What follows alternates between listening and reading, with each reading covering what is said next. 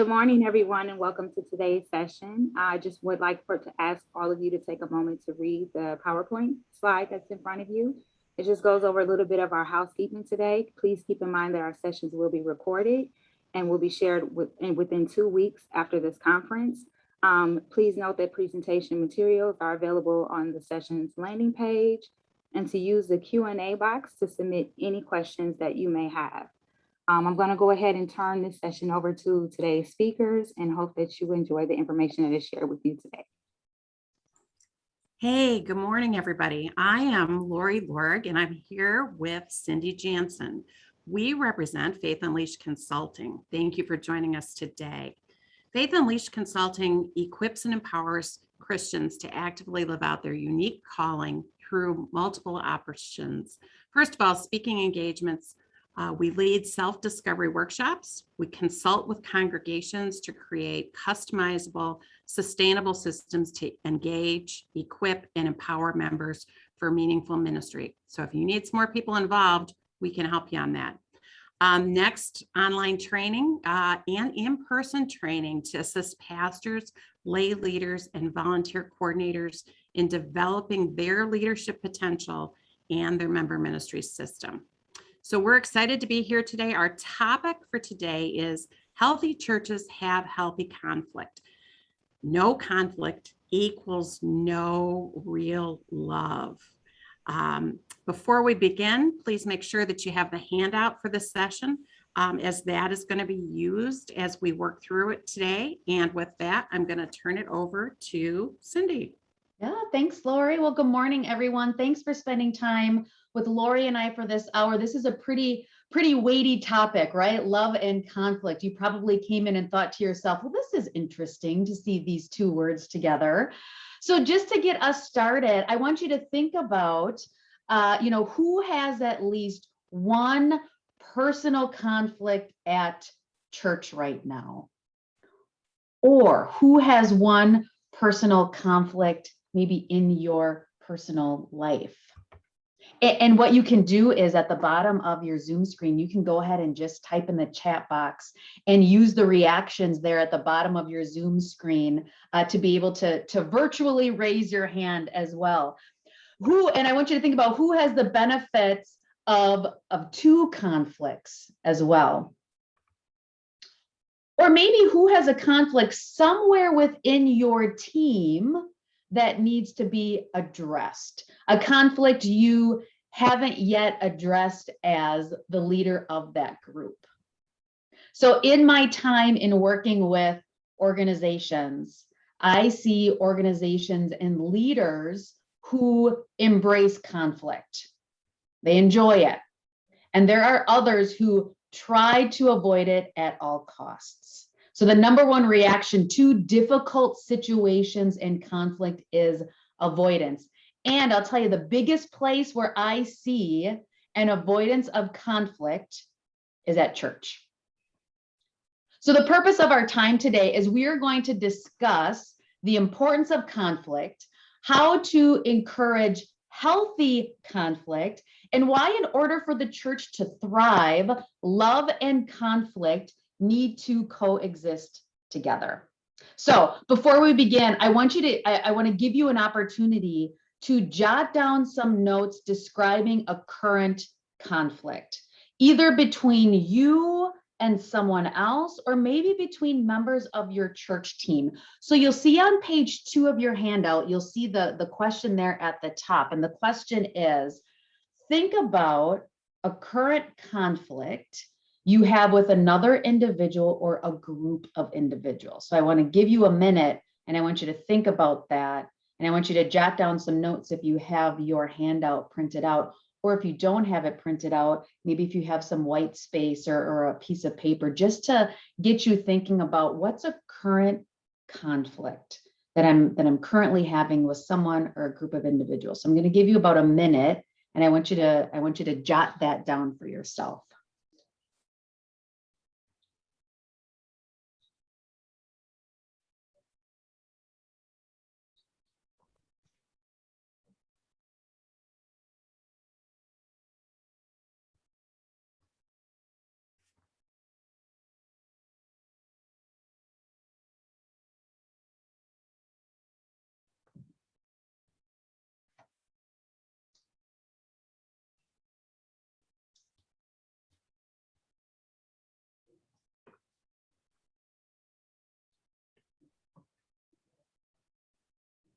All right. So during our session today, we are going to introduce you to some key concepts, share some biblical examples, and then we're going to wrap up today by putting together an action plan to encourage you to have love and conflict coincide.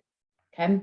But first, let's spend some time defining what conflict is. So what I'd like for you to do is I want you to take 1 minute, and you'll see on page 2 of your handout, you have a text box there that allows you some space to write down some key phrases or terms. So go ahead and you can type in the chat box some words that come to mind for you that you may use to define conflict, and just write it down in your handbook or in your handout as well. So we'd love to hear from you. What are some words that you use to define conflict? So go ahead and you can type that in the chat box.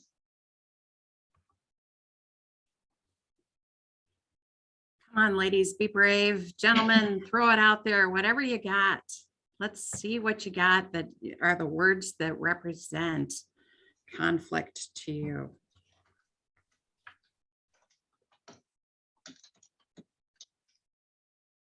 So Cindy, let's throw a few out. What would you? Yes. Absolutely. Yes, absolutely, Lori. So typically when working with organizations, these are some words that come to mind for them. It's uncomfortable. Conflict is awkward. It's a struggle. It gets personal. We've got one, Cindy. We've got disagreement. When we sin against others to get what we want. Ooh, yeah. That's a good one. Yeah. Mm-hmm. Yeah, and that's going to be great, Dwight, because in a little bit we're going to share. I love how you said to get what we want, and that is being self-centered in our thinking. So we're going to talk a little bit, Dwight, about how we can shift our mindset to being other-centered. Yeah, and what else do we see there? Tension, Lori? Cindy. Tension. How about tension? Yeah. Can you feel it? Right? Yes. Yeah. Absolutely. So we're going to go ahead and Lori, take it away and define what conflict is. All right. Here is what our definition is, and Cindy's going to put it up on the slide for us. Conflict is a disagreement between two parties that reaches a point where you can't move forward productively. Right? That emotion is a key component of conflict. So we're going to take a few minutes and look at the Bible and some examples that we see there, because the Bible is actually filled with stories of conflict. So today I'm going to just ask that we zero in on chapter 15 of Acts, right? And I want you to actually imagine that you're there. The first conflict we're going to look at is at the Council of Jerusalem. The conflict was over whether or not the Gentiles needed to be circumcised.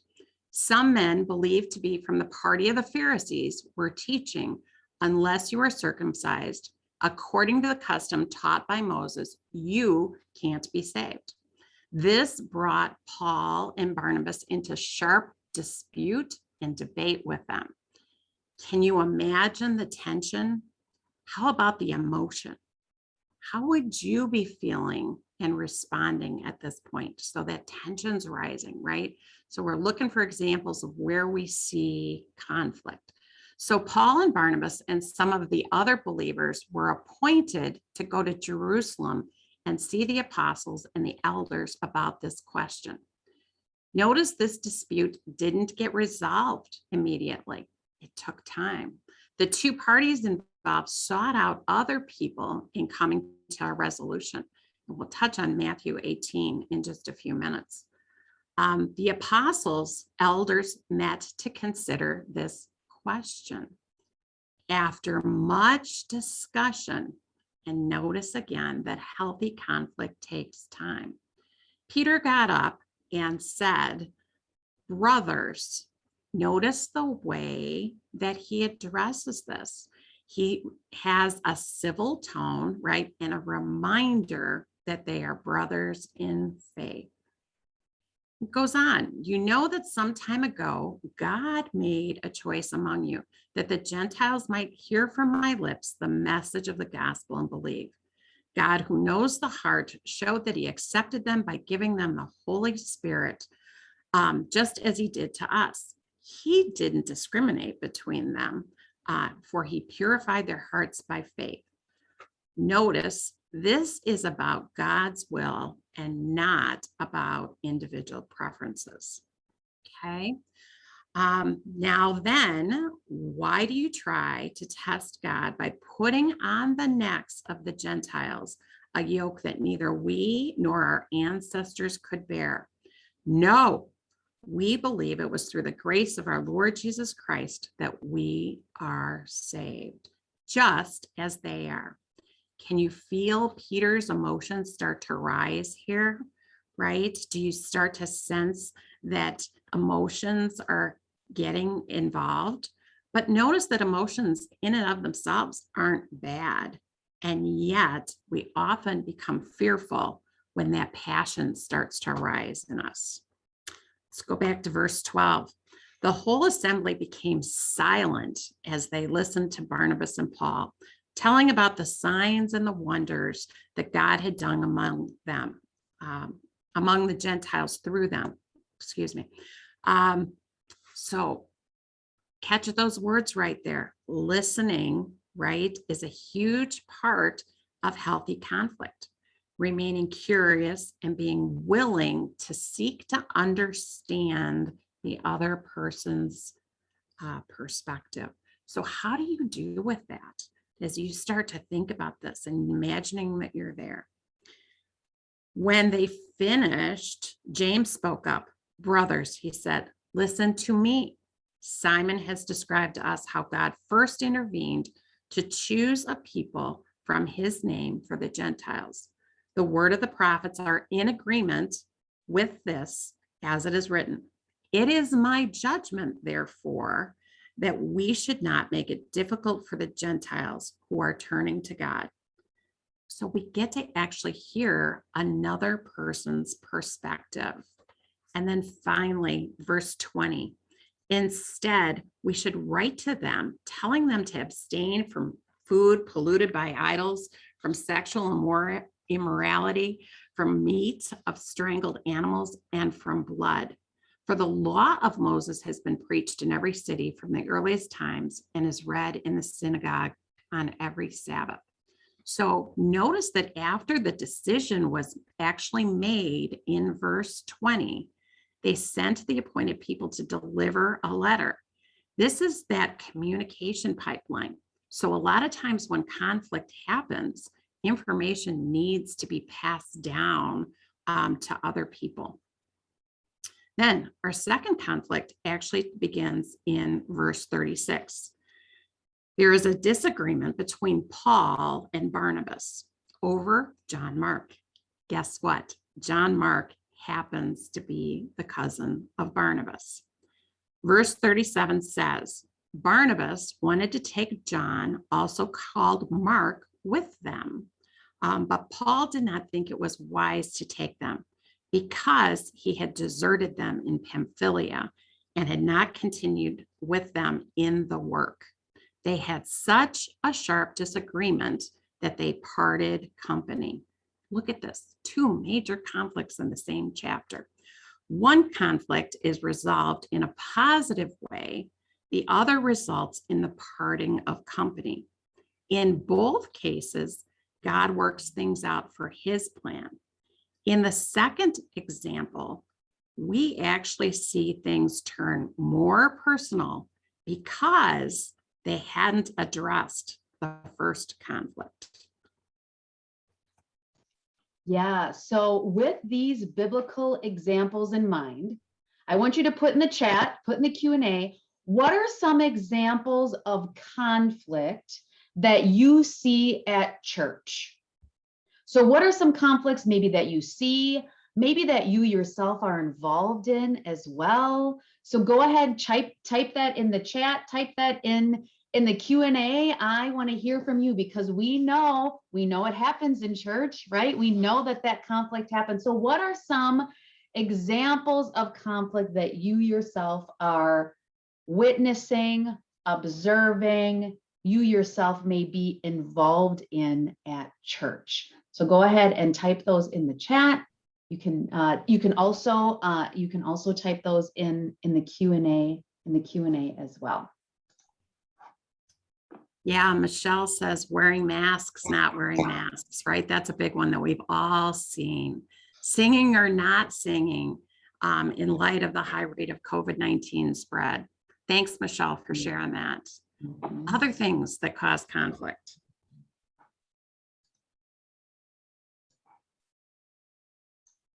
Do you see the Q&A there, Lori? In the Q&A? Thank you. Yeah. So strong differences in political opinions. Thanks for pointing that out, Cindy. Mm-hmm. Yeah. So That's when, everywhere. yeah. And so, what's interesting is Sarah's comment, as well as Michelle's comment, this kind of leads nicely into talking about the two different types of conflict. So, and I just want to share those with you. So there are, when we think about conflict, there's two types. There is cognitive conflict, and there is called affective conflict with an A.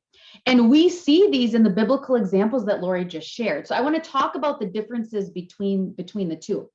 So cognitive conflict is the type of conflict that occurs when people have a difference of opinion on important issues, right? So this is very similar to what Michelle had mentioned, right? Kind of those wearing masks, not wearing masks.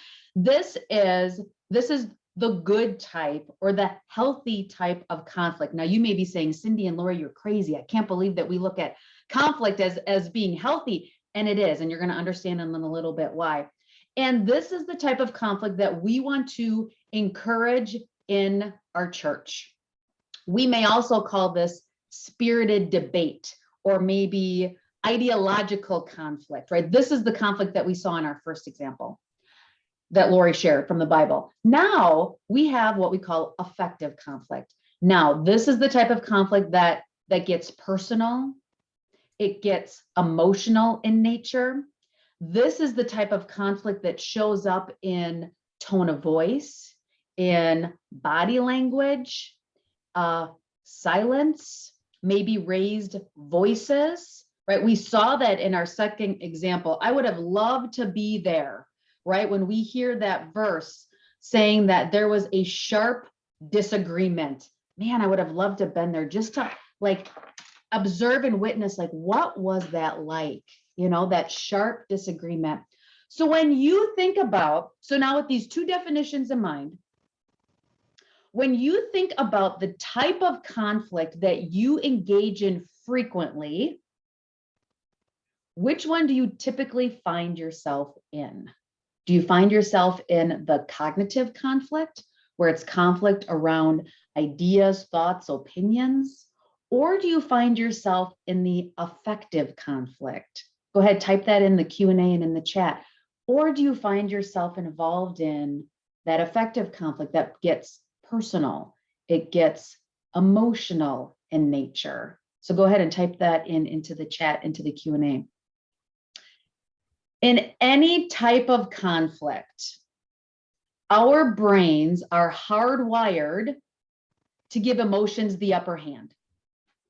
I'm sure many of you have heard of fight, flight, or freeze, right? When you are coming up against a conflict, we have a couple of different reactions as human beings, right? We fight, flight, or freeze. I've heard other people say, I freak out, right? As well, too.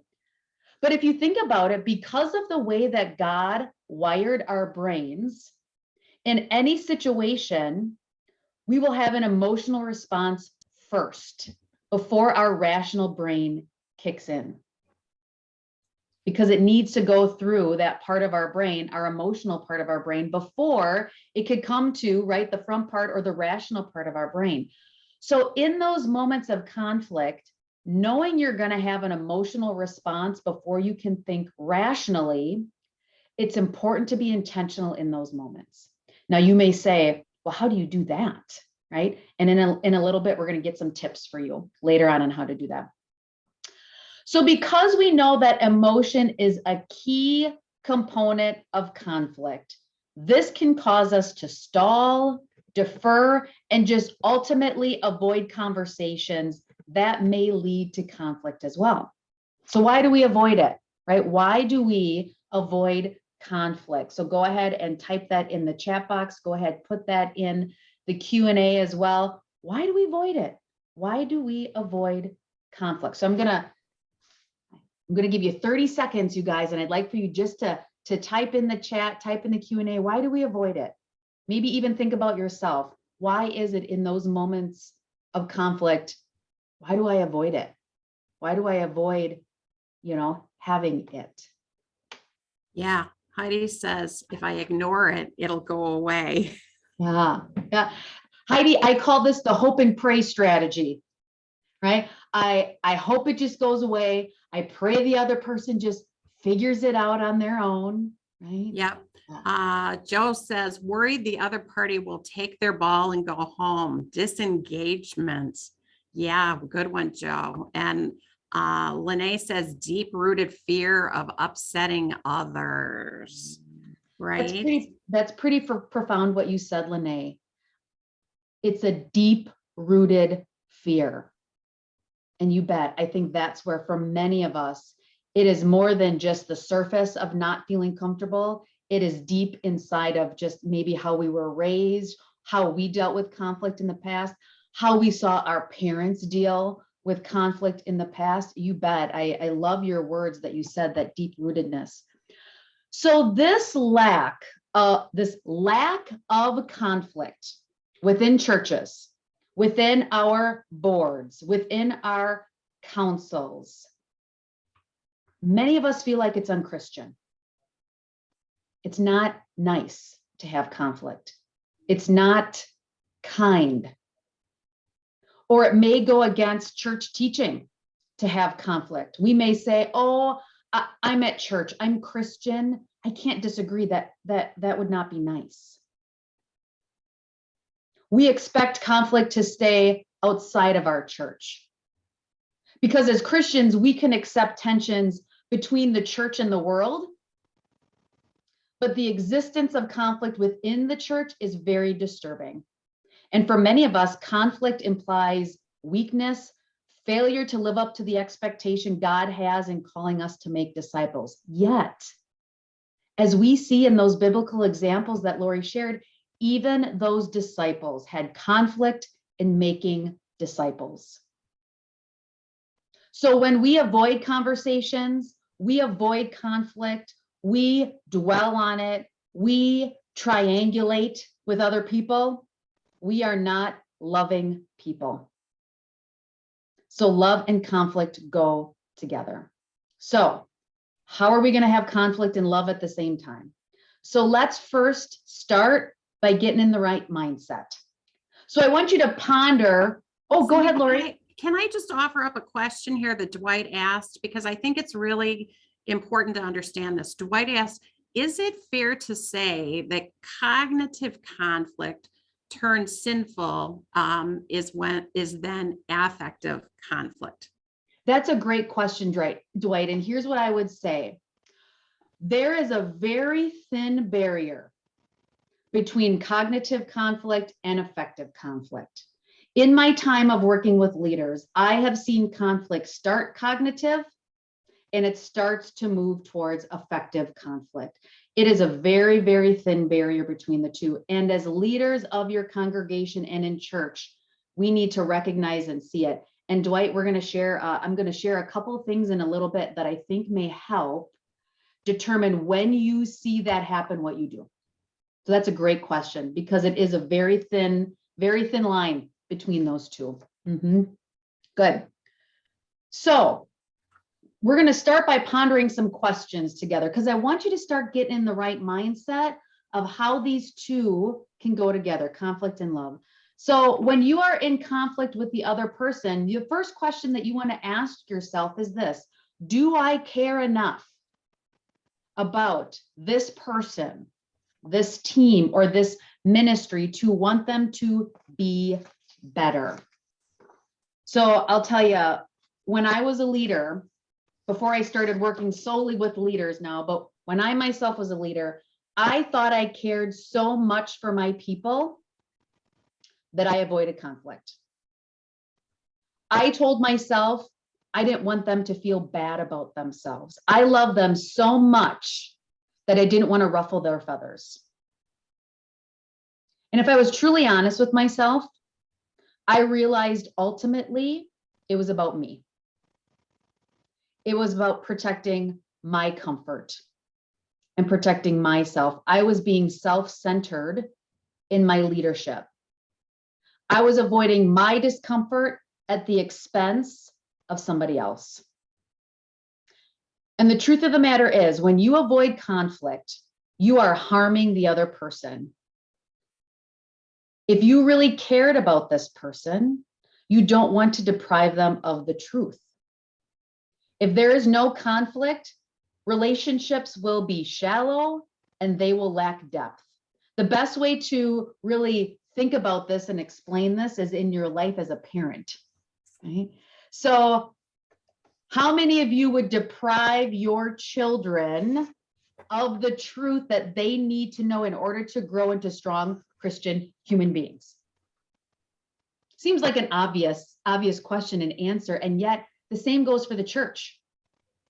Would you deprive the church of the truth in order to grow stronger?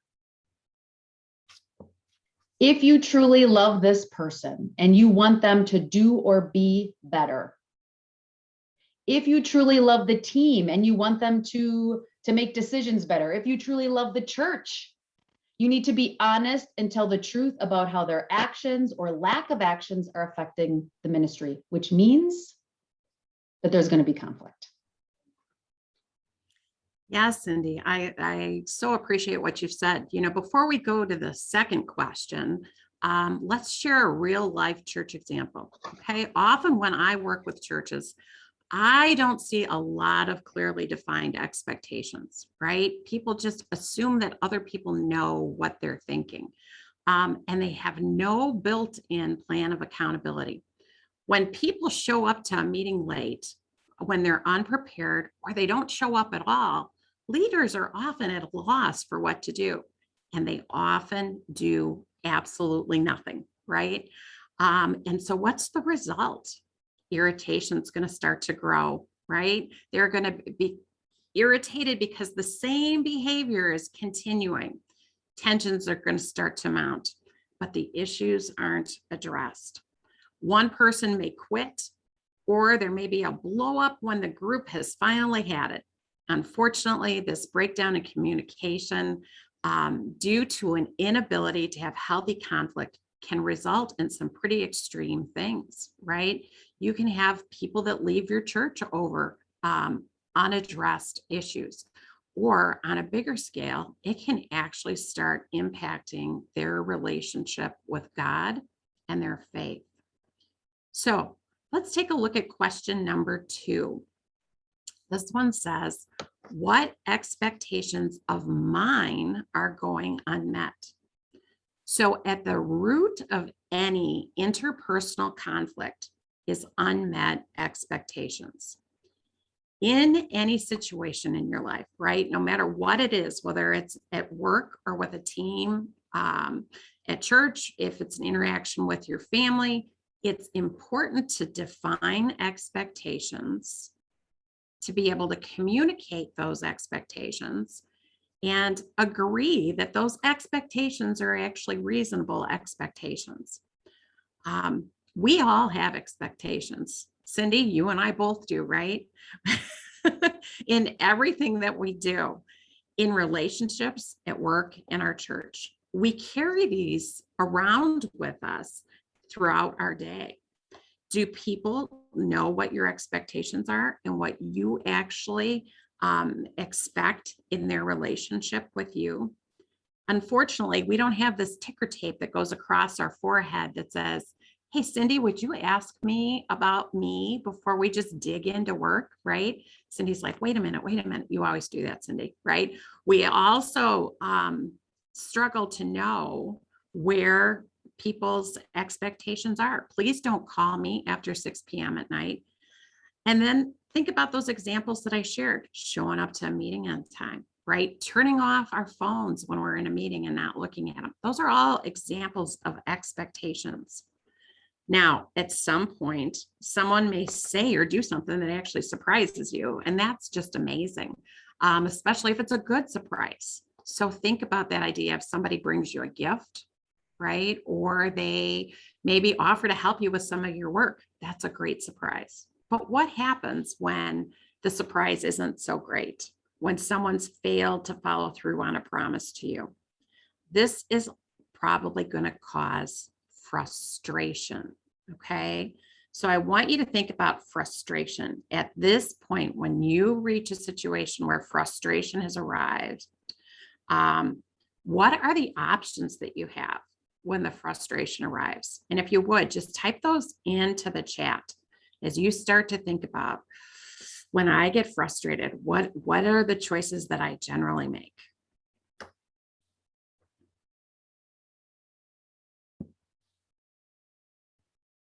So take a minute there and think about, what do you do when the frustrations arise, you guys?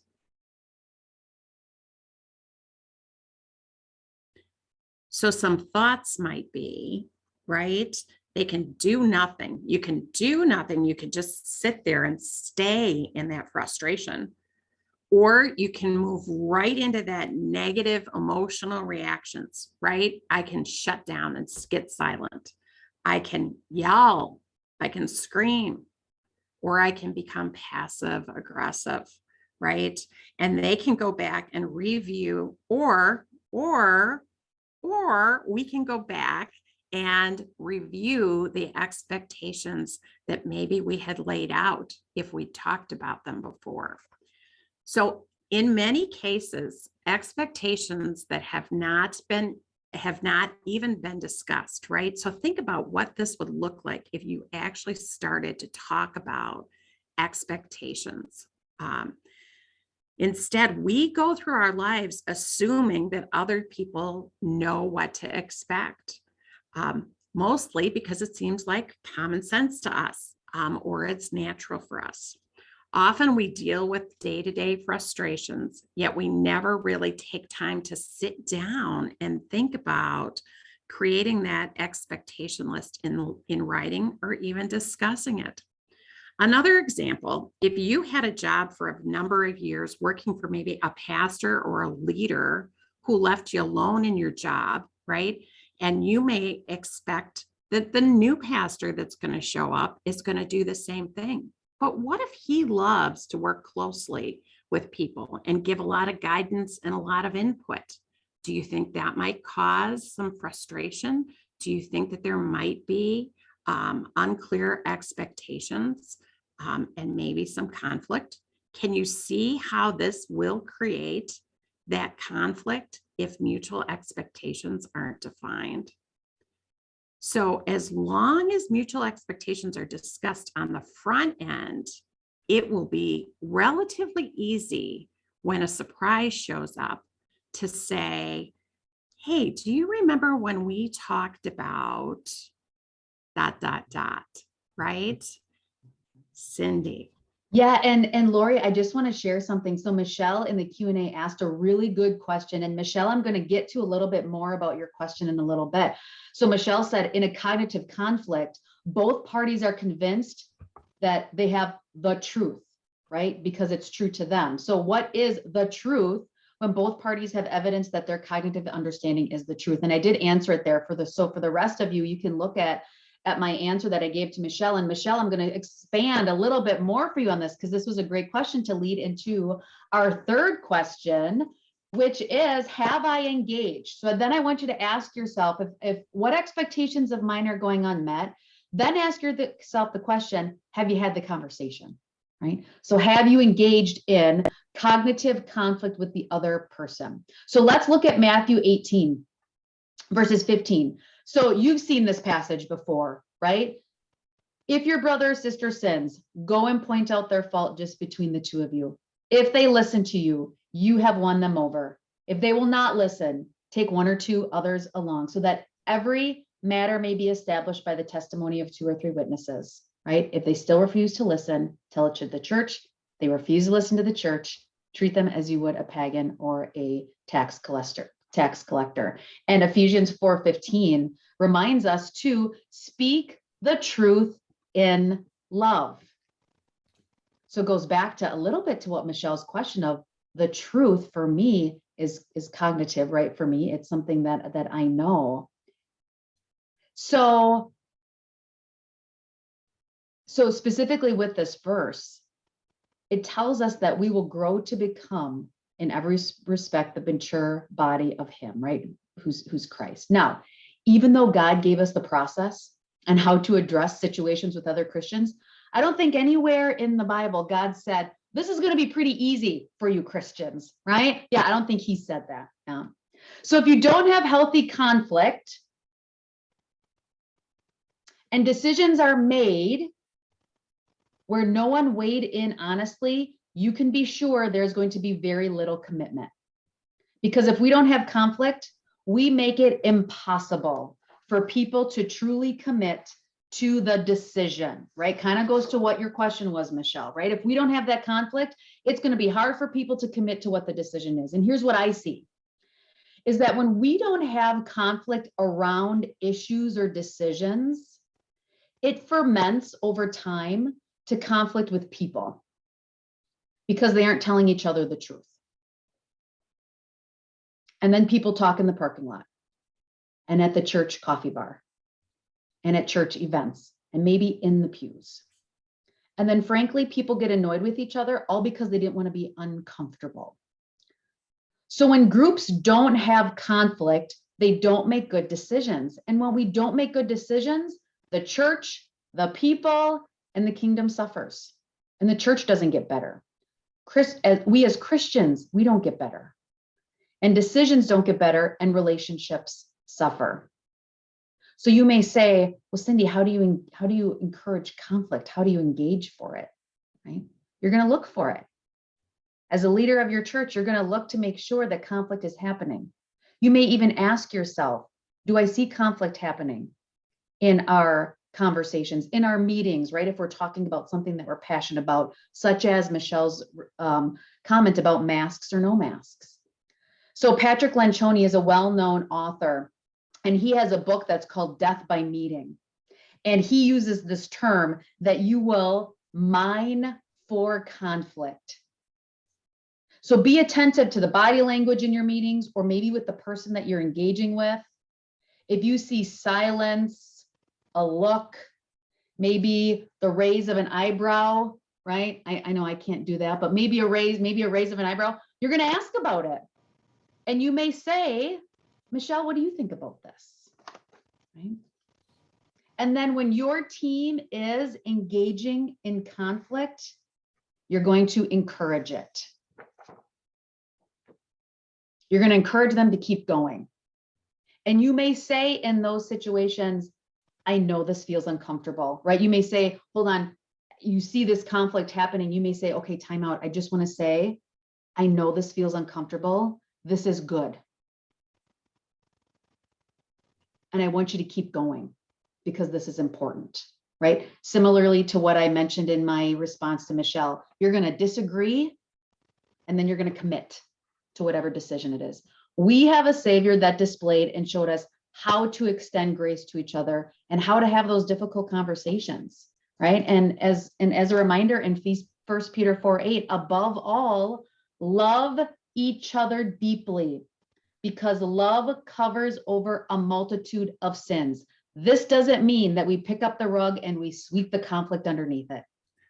This means we love everyone and we want everyone to be better, even if it means we got to engage in that conflict. So as we wrap up, we can all benefit from preparing for conflict. So all of these ideas are proactive in place of our more natural tendency of aggressive or passive aggressive behavior. So let's fill in these blanks together. So if you have your handout in front of you, you're going to go ahead and fill this in. I know it's a PDF on the site, so if you're not able to write in it, go ahead, grab a piece of paper, because I want you to have this. And I know the PowerPoint will be available later on as well. I want you to get into some of these proactive tips. So you're going to focus on the facts, not on the assumptions. Because if we focus on assumptions, we may be wrong. The second one, you are going to validate others' viewpoints, because they will have other viewpoints. So you're going to validate them. You're going to actively listen and don't interrupt. Number 4, you're going to allow the person to express their thoughts and concerns. Thoughts and concerns. Number 5, enter the discussion with positive intent and love. You want them to succeed. This is a whole mindset shift for many of us, right? We want people to be better. That means I'm going to have that conversation. As a way to remember, I usually say API. So maybe you write that down in your margin someplace. Assume positive intent. Goes along nicely with number 5. Number 6, offer forgiveness freely. Affirm them. Doesn't mean agree. There's a difference between affirming and agreeing. I'm not saying agree with them. I'm saying affirm them. I hear what you're saying. Come to an agreement on the best solution, right? So similarly to Michelle's question and my answer is come to an agreement. You need to come together on what it is we're going to agree moving forward, right? For many of us, based on expectations, sometimes we leave conversations, we haven't agreed on what's going to be done differently. So you got to come to an agreement. And lastly, remember to follow up. Many times as leaders, we forget to circle back to say, are we doing okay? How's it going? On this agreement, on this decision that we made, are we still on the right track? Yeah, thanks for those tips, Cindy. Now I want you to think back to where we started today. I want you to go back to that conflict situation that you wrote about at the beginning of our time.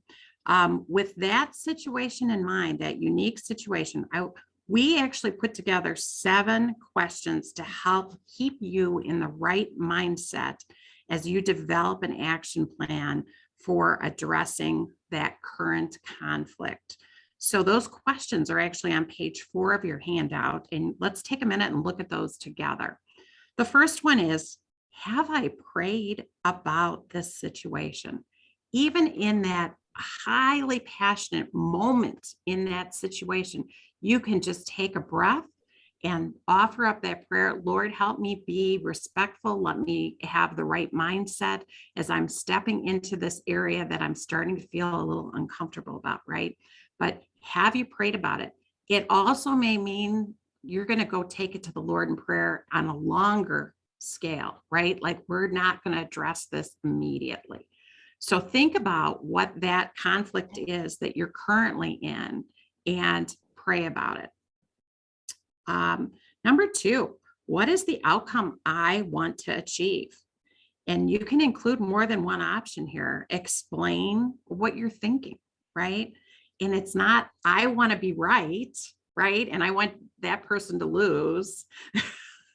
What do you want for the team? What do you want for the church, ultimately? Number 3, what do I really want? Meaning, what expectations of mine are going unmet? Number 4, what are some key phrases or words that I will use to show love to this person in addressing this situation? I think this is really important, being intentional about the words we choose. Number 5, knowing that emotions are inevitable components of conflict. What will I commit to doing differently in that situation in order to achieve healthy conflict. Number 6, which tips will you use from the previous page? And number 7, when will I have the conversation? So a lot of times, we just have to commit to when am I going to follow up? So for our wrap up here, we're going to ask if you've got any questions, and we're going to encourage you to type those in the chat box. We want you to think about what actions you're going to actually take as a result of our time together today. And that question is actually listed on page 5 of your handout. We found that if you write it down, you're more likely to take that step, right? We also want to thank you for your participation and time today as Cindy and I discuss how to have healthy conflict in the church. For all of those who attended today, we are offering a free 30-minute consultation with either Cindy or I. And you can contact us at either of our email addresses or through the faithunleashedconsulting.com website. We also have a webinar coming up on October 27th at 7 p.m. that we'd like to share with you. It's called The Stages of Team Development. And let me tell you, in that first stage, you can define a lot of those expectations that you may have with your group. So join us if you'd like to extend and learn more about this topic. And then if you want to bring this topic to your team or your church, this is actually an adapted version of our full workshop. Reach out to Cindy or I. Or if you'd like to learn more about creating a member ministry system in your church in order to engage. And Dwight, at my permission, has added some additional resources that he has regarding Ambassadors of Reconciliation, an organization that he's part of that exists to equip Christians and their churches to live lifestyles of reconciliation. So Yeah, thank you, Dwight. Yeah, absolutely, Dwight. We're all about sharing information to build each other up. And finally, we've got some resources, additional resources that we've provided for you in your handout. If you're looking for books on the topic, we've got that. And Cindy, do we have any questions that have come up here that we'd like to address? So we don't have any questions that came up. As you mentioned, we have Dwight just added a resource in there. No other questions that came up from the group. So if you have other questions, or maybe as you walk away today and you are thinking more intently about a conflict that you are in, please take advantage of that 30 minutes with Lori or I, and we can talk through that with you. I specifically, in the work that I do with Faith Unleashed, work solely with leaders on developing their skills and approach it in a very practical and pragmatic way. It's not esoteric, or I'm not, in terms of how, the work that I do is not esoteric in nature. It's pragmatic and practical. So please reach out if there are questions that you want to go through, or maybe there's something that you're struggling and wrestling with yourself that you'd like some one-on-one time with. So since we don't have any questions that came through, what I'd like for you to do is just type in the chat. So I'd like to hear from each and every one of you. I'd like for you to type before you leave what is one thing that you learned today that will be helpful for you as you move forward. So what is one thing that you learned today that'll be helpful for you as you move forward in your relationships with others, in your ministry with others? And so as you do that, I just want to thank the Siebert Foundation for putting on this fantastic series, this opportunity, for all of the amazing content that they are providing for all of us. So thank you to the Siebert Foundation for all of that. Very much appreciate it. All right. There we go. Thanks, Sarah. Sarah, validating the way that conflict is healthy and can be discussed with love, right? It is healthy, Sarah. We hope you take that away. Cognitive conflict is good, and assume a positive intent. Thank you, Heidi. Joe says the importance of conflict for group buy-in. Absolutely. And Jennifer, identifying the differences between cognitive and affective conflict was helpful. It helped me see why a conflict at council went from healthy to icky feeling. Oh, don't we hate those icky feeling ones? Just gotta agree with you on that, Jennifer, right? I think Jamie says, look for conflict and encourage it. So you talked about that mining conflict, Cindy. I think that's so important. And you pointed us to that idea of pausing and saying, you guys, I know that this is uncomfortable. I know that this is hard, but let's keep digging into this because it's going to make it better. And then Bruce Becker Real-time says, permission. I just want to add that one thing. Having that real-time permission from people to keep going is super important because when they're in the midst of it, it is hard to know that what they're saying or the conversations that they're having, that it's good. So as leaders, it's important for you to say, keep going. Getting that permission from you is fantastic. And not enough leaders do that. Yep, absolutely. Great, Cindy. Bruce says the absolute need for loving conflict in ministry. And then Michelle says truth equals the agreed solution instead of your personal cognitive belief. Oh, good. Yeah. Michelle. Sometimes, Michelle, in those situations where we go in, we may have to get over ourselves and know that maybe the agreed upon decision maybe isn't what we wanted going in.